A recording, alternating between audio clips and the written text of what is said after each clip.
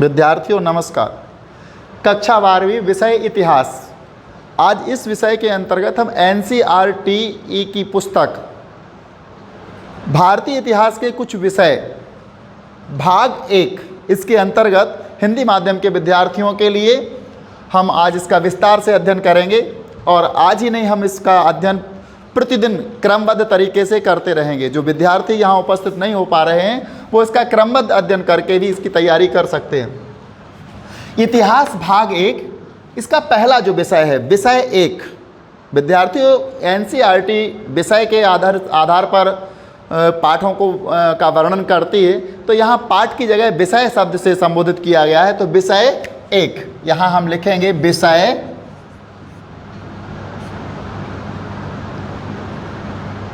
1 ईंटें मन के अस्थियां।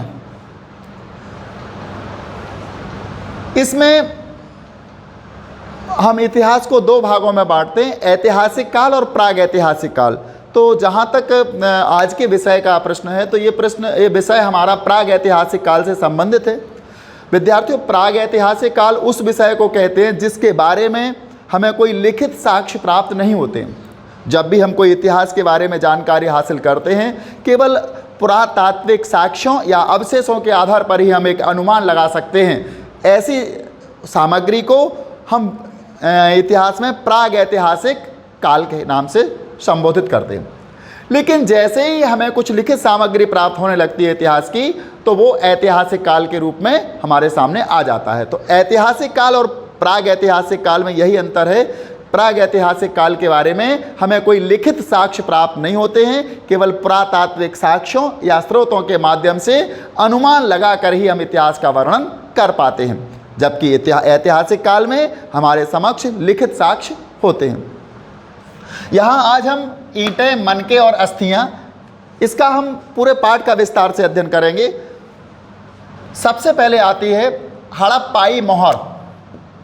हड़प्पाई मोहर विद्यार्थियों सिंधु घाटी की सभ्यता में के अंतर्गत ही हड़प्पा कालीन सभ्यता आती है। और कुछ इतिहासकार इसको दोनों को एक ही मानते हैं, लगभग है भी एक ही। यहाँ हम देखें, हड़प्पा सभ्यता की सबसे विशिष्ट और पुरावस्तु की अगर बात करें तो हड़प्पा से की खुदाई से प्राप्त होने वाली मोहर है।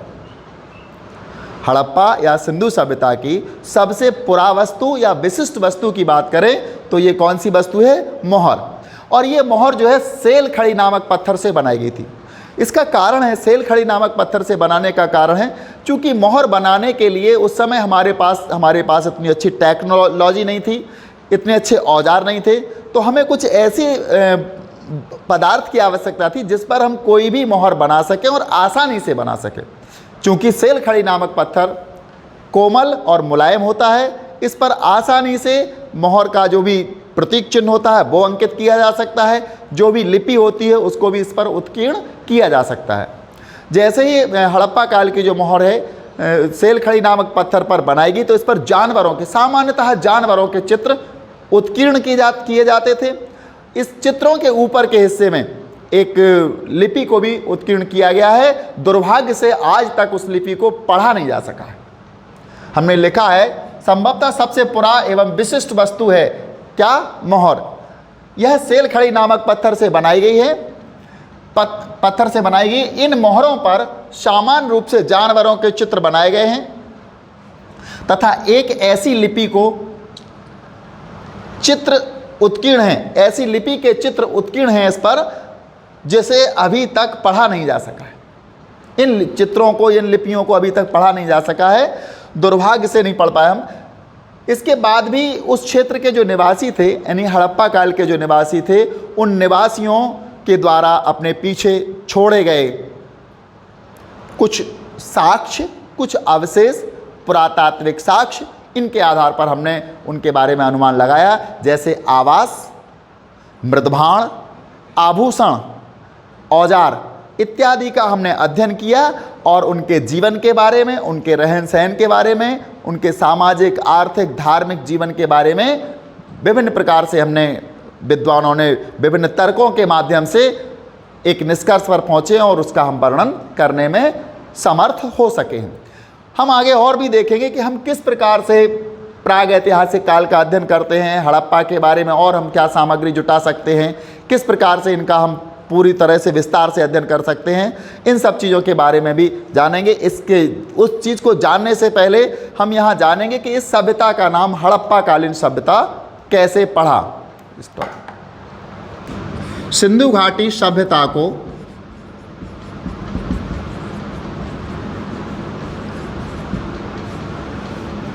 हड़प्पाई संस्कृति भी कहा जाता है।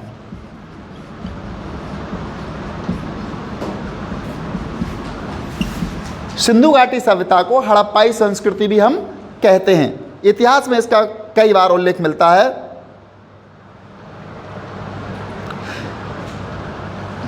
पुरातत्वविद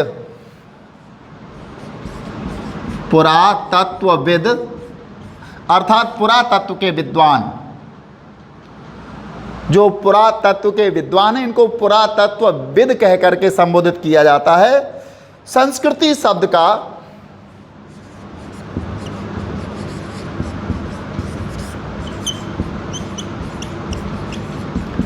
पुरातत्वविद संस्कृति शब्द का प्रयोग पुरा वस्तुओं के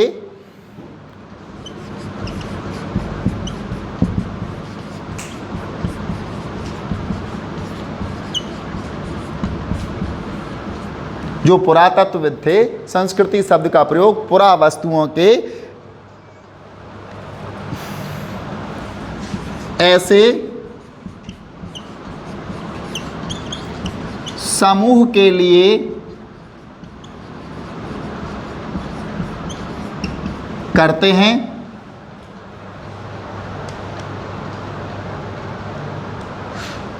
जो एक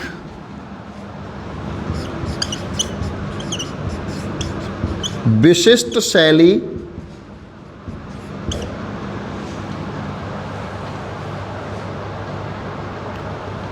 के होते हैं।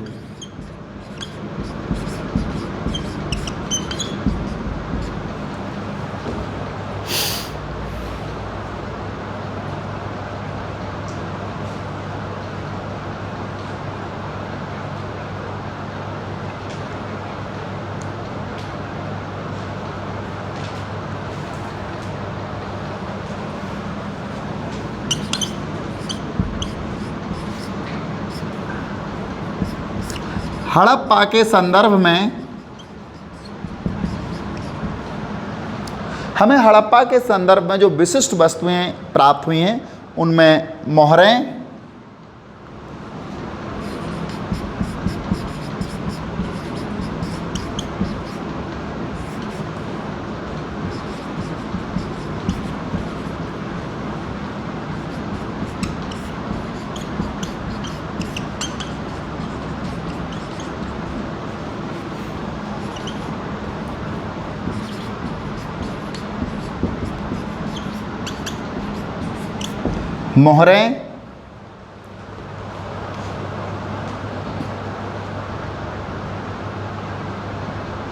मनके बाट,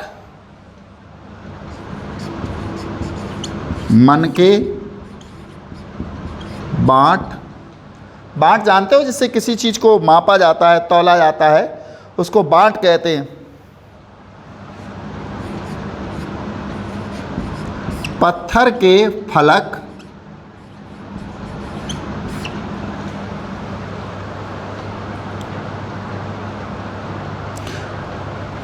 और पकी हुई ईंटें सम्मिलित हैं।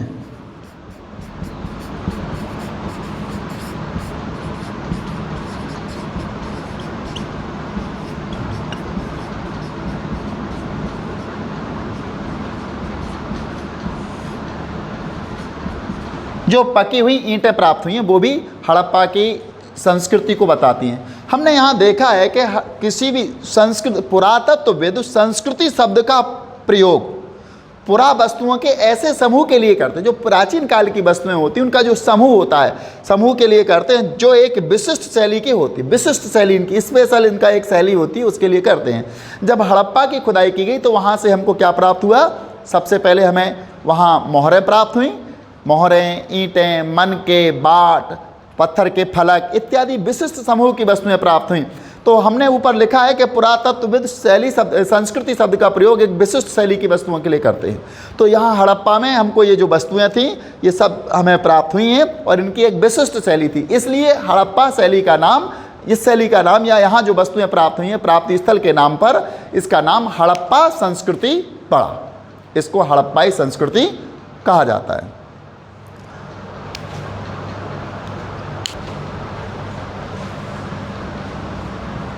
हड़प्पा संस्कृति के पहले हम यहाँ एक जानने का प्रयास करेंगे, हड़प्पा संस्कृति है क्या। हमने अभी मोहरों के बारे में विस्तार से समझा है, लेकिन इसके पहले हमें बताना है हड़प्पा संस्कृति है क्या, इसका नामकरण कैसे हुआ, इसका काल क्या है, इसको कब से कब तक माना गया, ये सारी चीज़ें हम इसमें देखेंगे। ये कहाँ कहाँ तक फैली हुई है। सिंधु घाटी सभ्यता को हड़प्पाई संस्कृति भी कहा जाता है। सिंधु घाटी सभ्यता, लेकिन संस्कृति कौन सी है? हड़प्पाई संस्कृति। संस्कृतियों के बारे में पुरातत्वविद संस्कृति शब्द का एक प्रयोग पुरा वस्तुओं के ऐसे समूह के लिए करते हैं जो एक विशिष्ट शैली के होते हैं। जो भी वस्तुएं हमें प्राप्त होती हैं इनकी विशिष्ट शैली होती है, एक स्पेशल शैली होती है, उसके लिए ये किसी संस्कृति का प्रयोग करते हैं पुरातत्वविद। हड़प्पा के संदर्भ में जो विशिष्ट वस्तुएं प्राप्त हुई हैं, हमें हड़प्पा से भी कुछ विशिष्ट वस्तुएं प्राप्त हुई हैं, जाहिर है तभी तो हड़प्पा संस्कृति इसका नाम पड़ा है, क्योंकि पुरातत्वविद विशिष्ट वस्तुओं के नाम पर ही किसी संस्कृति का नामकरण करते हैं। हड़प्पा के संदर्भ में जो विशिष्ट वस्तुएं प्राप्त हुई हैं उनमें मोहरें, मनके, बाट, पत्थर के फलक और पकी हुई ईंटें सम्मिलित हैं। ये हमें हड़प्पा की खोज से प्राप्त हुई हैं, खुदाई से प्राप्त हुई हैं। ये वस्तुएं अफगानिस्तान, जम्मू, बलूचिस्तान जो कि वर्तमान पाकिस्तान में पहुंच जाता है, गुजरात जैसे क्षेत्रों में मिली हैं। हमें इन क्षेत्रों से जो वस्तुएं प्राप्त हुई हैं, मोहरें, मनके, बाट, पत्थर के फलक और पकी हुई ईंटें अफगानिस्तान, जम्मू, बलूचिस्तान, गुजरात जैसे क्षेत्रों से मिली हैं। यहाँ एक बात और समझने वाली है कि ये जो वस्तुएं हमें एक विशिष्ट वस्तुएं मिली हैं, किंतु विशिष्ट वस्तुओं के मिलने वाले जो प्राप्ति स्थल हैं ये आपस में एक दूसरे से बहुत दूरी पर हैं। जैसे अफगानिस्तान, जम्मू ये एक दूसरे से दूरी पर है। बलूचिस्तान और गुजरात, इन चारों स्थलों को यदि हम मानचित्र पर देखें, इसी के अगले पृष्ठ पर मानचित्र भी दिया गया है, उस मानचित्र पर देखें तो इनके जो नाम जो दिए गए हैं ये बहुत एक दूसरे से दूरी पर स्थित हैं। सुदूर होने के बाद भी विशिष्ट वस्तुएं यानी कि एक जैसी वस्तुएं प्राप्त हुई हैं, इसलिए इस सारे क्षेत्र को हड़प्पाई संस्कृति के नाम से जाना गया या संबोधित किया गया। यहाँ और एक बात बता देते हैं हम आपको, इस सभ्यता का नामकरण हड़प्पा नाम के स्थान जहाँ पर यह संस्कृति पहली बार खोजी गई, सबसे पहले खोज हुई थी हड़प्पा नामक स्थान पर, इसलिए इसका नाम प्रथम प्राप्ति स्थल, प्रथम खुदाई स्थल, इसके नाम पर इसका नाम हड़प्पाई संस्कृति पड़ गया, जहाँ से प्रथम इसकी खुदाई की गई थी। इस सभ्यता का नामकरण हड़प्पा नामक स्थान जहाँ पर संस्कृति पहली बार खोजी गई थी के नाम पर किया गया। इसका काल निर्धारण यदि देखा जाए तो ईसा पूर्व 2600 से 1900 ईसा पूर्व के बीच का जो काल था इसको हड़प्पाई संस्कृति का काल माना गया। अगर एक मोटा अनुमान लगाएं हम तो आज से करीब 4500 वर्ष पूर्व की बात है। वर्तमान में ये इस समय 2000 चल रहा है, 2000 से ईसा पूर्व से अगर अपन लगाते तो करीब 4500 वर्ष पूर्व की बात है। उस समय की बात है हमारी जो हड़प्पाई सभ्यता, हड़प्पाई संस्कृति, सिंधु सभ्यता। हड़प्पाई संस्कृति और सिंधु सभ्यता अगर देखा जाए तो ये दोनों नगरीय सभ्यताएं थी, ये नगर थे। इसके बारे में हम विस्तार से और आपको आगे बताने वाले हैं। अभी हमने मोहरों के बारे में बताया था, फिर ईंटें हैं, मनके हैं, एक एक चीज़ का हम विस्तार से अध्ययन करते जाएंगे। NCERT की पुस्तक जो हमसे कहती जाएगी वो हम आगे बढ़ते जाएंगे। और आज कुछ प्रश्न भी खड़े होते हैं, इन प्रश्नों को आप लोग नोट डाउन कर लें अपनी अपनी नोटबुक में सभी विद्यार्थी। सबसे पहला प्रश्न, हड़प्पा से सबसे विशिष्ट एवं पुरावस्तु कौन सी प्राप्त हुई? हड़प्पा से सबसे विशिष्ट और पुरावस्तु कौन सी प्राप्त हुई?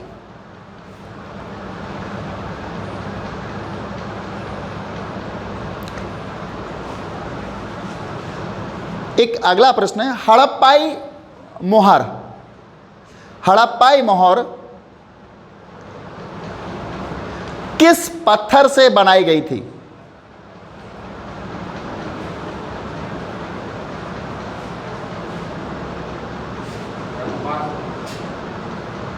हड़प्पाई मोहर किस पत्थर से बनाई गई थी?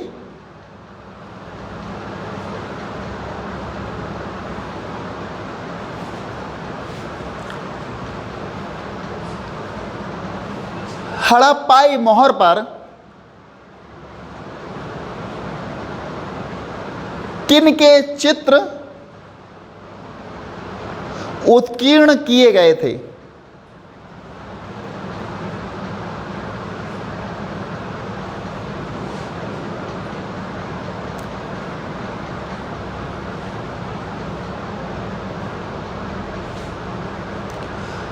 हड़प्पाई संस्कृति की लिपि को पढ़ा गया अथवा नहीं?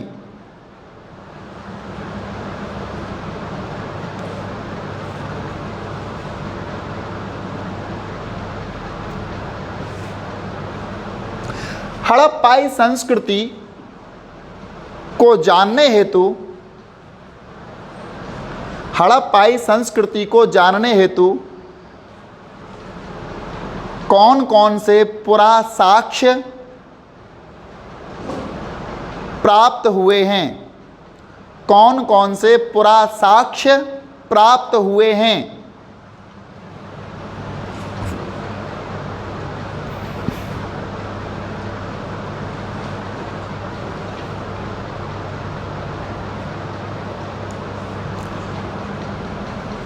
अगला प्रश्न है, पुराविद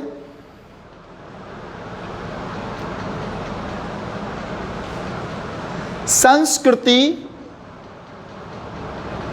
शब्द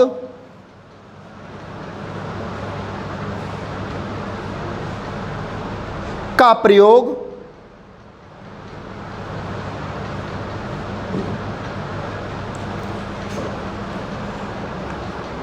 किस लिए करते थे?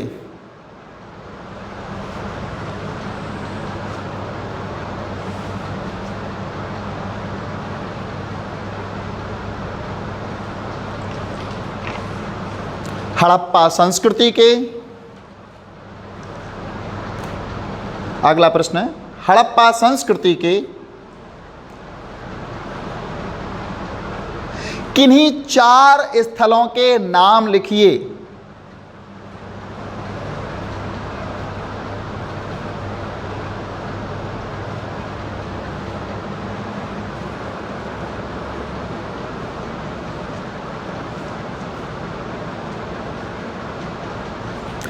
अगला, हड़प्पा संस्कृति का नामकरण किस प्रकार किया गया?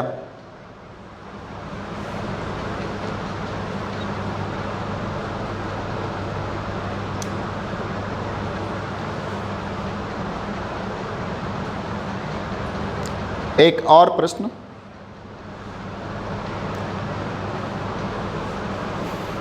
हड़प्पा संस्कृति का काल निर्धारण कीजिए।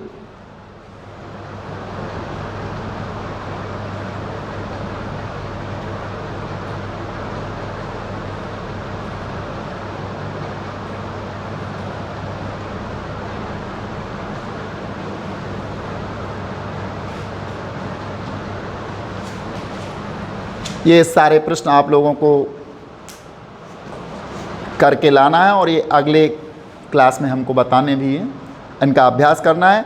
जो भी हम आप लोगों को प्रतिदिन वर्क दें, इस वर्क को आपको कम से कम 2 बार रिवाइज करना है। 2 बार इसको अध्ययन करना है घर पर, जिससे कि आपका ये आपने जो पढ़ा है ये पुष्ट हो सके, मजबूत हो सके। हम हड़प्पा के बारे में भी बात कर रहे थे। हड़प्पा जो संस्कृति है, इसके पहले भी कुछ संस्कृतियाँ आई, इसके बाद में भी आई। इन्हें हम पूरा हड़प्पा संस्कृति या परवर्ती हड़प्पा संस्कृति के नाम से भी जानते हैं। जो पहले आई हड़प्पा संस्कृति से पहले वो पूरा हड़प्पा संस्कृति, हड़प्पा संस्कृति के बाद में भी कुछ संस्कृतियाँ आई, उन्हें परवर्ती हड़प्पा संस्कृति कहते हैं। लेकिन जो हम पढ़ रहे हैं, जिसका हम अध्ययन कर रहे हैं, इसको इन सब से अलग करने के लिए इनको कह सकते हैं आधुनिक हड़प्पाई संस्कृति के नाम से संबोधित हम करते हैं, इनको इनसे अलग करने के लिए। तो आज हमने हड़प्पा संस्कृति के बारे में इतना सा देखा है। हम एनसीईआरटी की पुस्तक को आगे बढ़ाएंगे। कल हम इसका नक्शा और कालों को हम जैसे वाचन करते हैं, बीसी है, ईसा पूर्व है, इत्यादि के बारे में हम विस्तार से कल अध्ययन करेंगे अगले वीडियो में। तब तक के लिए नमस्कार। आगे आने वाले पाठ के अंतर्गत विभिन्न शीर्षकों के जो वीडियो हैं उनको आप हमारी प्लेलिस्ट में आगे देखते रहें, जिससे आपका अध्ययन पूरी तरह से स्पष्ट रहे।